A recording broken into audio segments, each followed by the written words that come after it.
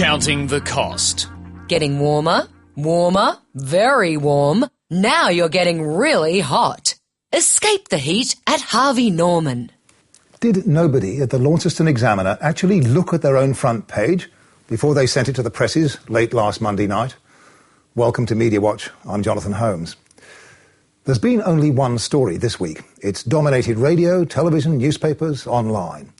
Much of the reporting has been powerful and moving.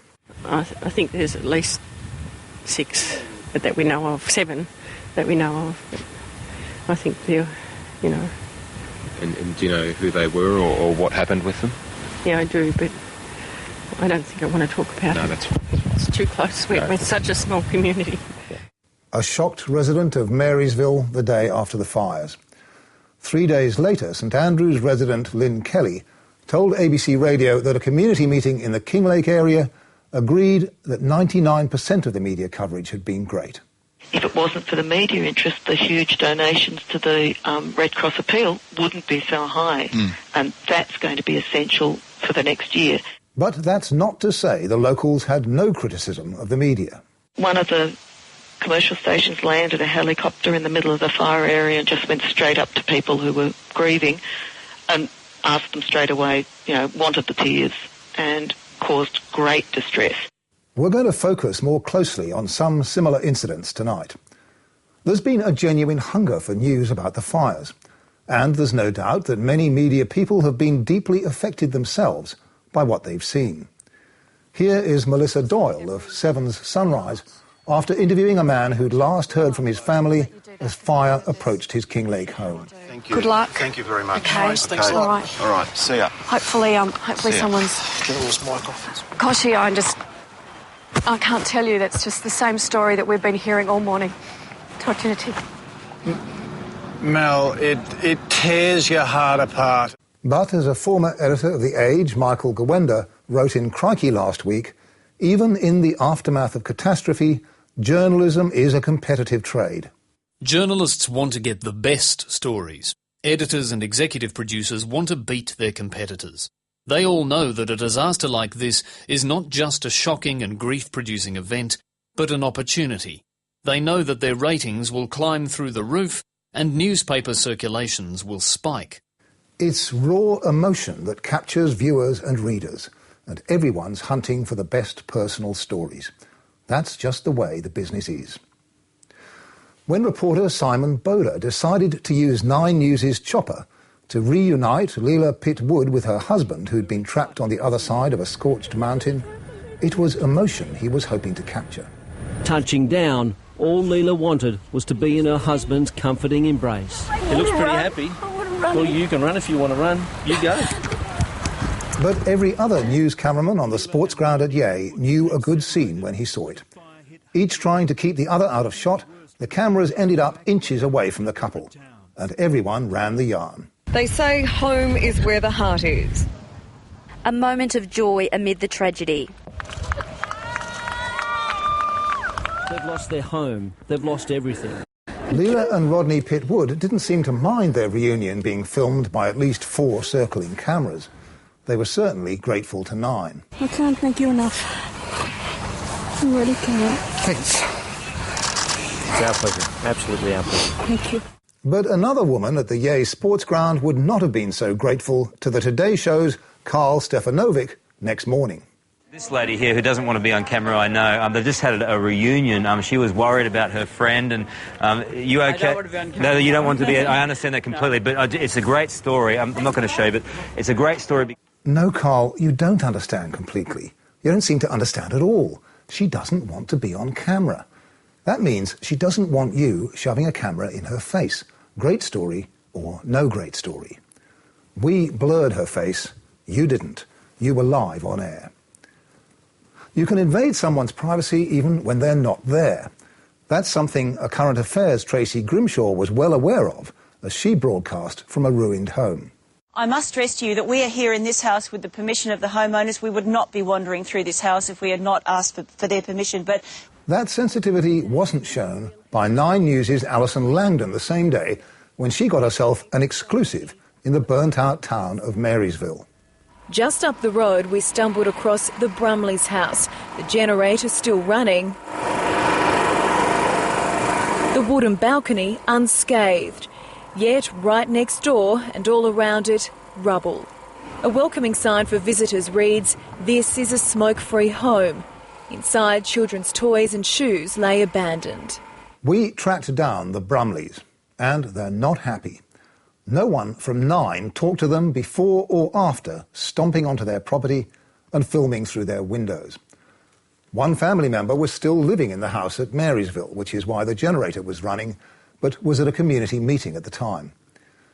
The Brumleys have complained to the police and to 9 and asked it not to air the footage again. But what was a 9 crew doing in Marysville last Wednesday anyway?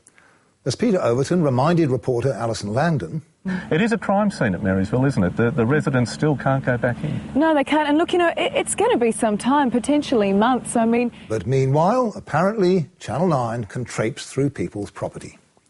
They've been by no means the only ones, and it's infuriated some of the residents of these shattered towns. Why has the media got so much access? Exactly. Our families have, the media have. It's wrong. Good question. We've been told that CASA, the Civil Aviation Safety Authority, had placed an exclusion zone around Marysville and several other towns to prevent media helicopters from landing. But it was temporarily lifted on Wednesday. Nobody we talked to seemed to know why. And 9 seized the chance to visit Marysville. The Victoria Police told Media Watch, "It's an ongoing crime scene. As far as we're concerned, it's been completely closed off to anyone other than police investigators. We haven't organised or authorised any visit to Marysville." And the police told us a detective found the 9 crew wandering around the town and sent them on their way. We've asked 9 News about all this. We've received no reply. A day earlier, reporters from The Australian visited Steeles Creek near King Lake, where they found a survivor who'd managed to save his house. He lived, he says, because he was prepared. He saw his neighbours and killed when flames engulfed their home. They died, he says, because they were not prepared. We've blurred and bleeped out the couple's names. The Australian didn't. And the story included a gruesome description of where the neighbour found the 2 bodies. It went on to quote a friend of the dead couple. "They were both beautiful people. They were so caring." The Australian didn't take nearly enough care. A reporter tried to contact one of the couple's 2 adult children, but didn't warn her of what the report would contain. When the family read it, they've told Media Watch, they were deeply shocked. They're still waiting for an official account of how the couple died. On Saturday, the Weekend Australian published a strong letter from a friend of the family. These are disgraceful lapses of professional standards and of professional ethics. Voyeuristic detail is given without any conceivable public interest justification.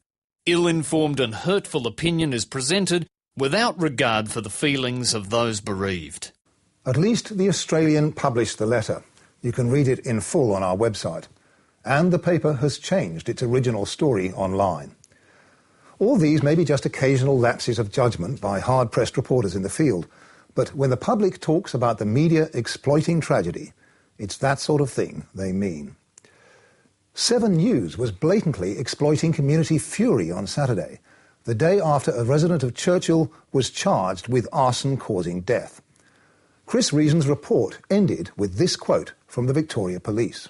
People take vigilante action and things like that. It's just unfair. I think we've got to respect the system. So a call for calm there, all this before he again appears in court, this time Melbourne Magistrates Court on Monday. That call for calm would have been all the more needed after Reason's report. Outside Victoria, 7 named the man charged, showed his Facebook page and his home.